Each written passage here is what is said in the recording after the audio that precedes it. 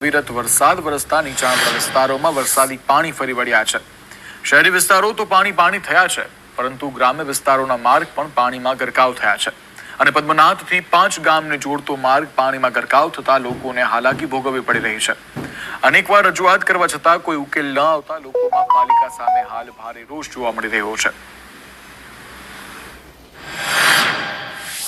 શહેરમાં જે રીતે વહેલી સવારથી જ અવિરત વરસાદ વરસતો હતો, અત્યારે વરસાદે વિરામ લીધો છે, પરંતુ જે વિસ્તારોના માર્ગો છે ત્યાં આગળ પાણી ભરાઈ ગયા છે। પદ્મનાથ વિસ્તારને જોડતો માર્ગ છે, અહીંથી 5 થી 6 ગામને જે જોડતો માર્ગ છે, અહીંથી લોકો પસાર થતા હોય છે। આ બાઇક આવી રહ્યું છે ત્યારે દ્રશ્યો જોઈ શકાય છે કે આખું બાઇક પાણીને ડૂબાઈ જાય એટલું પાણી અહીંયા ભરાયેલું છે।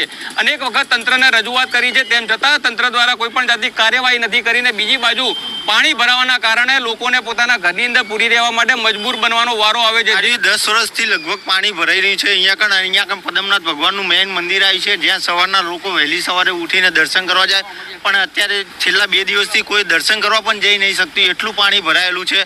પ્લસ બીજું કે નગરપાલિકાને કેટલી વખત જાણ કરવામાં આવી કે ભાઈ અહીંયા પાણી ભરાય છે, આનું કંઈક કરો, તમે આઈડિયા લાવો, કંઈક લાવો, પણ એ કંઈ જ કરવા તૈયાર નથી। ઊંઘમાં હોય ને તંત્ર એવું લાગી રહ્યું છે ભાઈ। છેલ્લા 10 વર્ષથી અહીંયા આ સમસ્યા એમની એમ છે અને દર સાલ અમે ચોમાસા પહેલા નગરપાલિકામાં રજૂઆત કરીએ છીએ, એના કોર્પોરેટર આગળ રજૂઆત કરીએ છીએ અને અરજી પણ આપીએ છીએ।